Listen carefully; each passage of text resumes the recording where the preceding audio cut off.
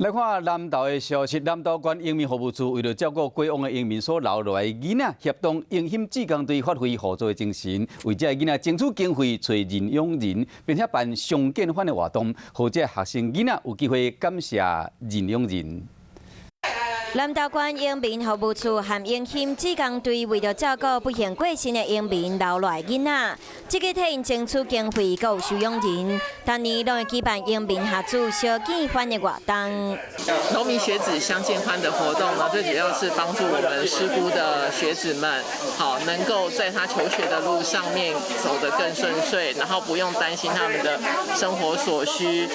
即摆选伫民间一间餐厅，互收养人和学生见面交流，透过送卡片，互囡仔表达感谢之意。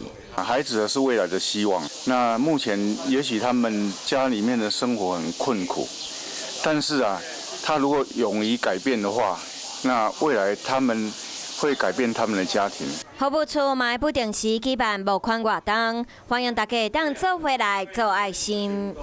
你好，我是宋彦明。想知道更多的新闻内容，请订阅华视新闻的 YouTube 频道，并且按赞、订阅、开启小铃铛。另外，可以上 LINE 贴图小铺来购买华视主播的官方贴图。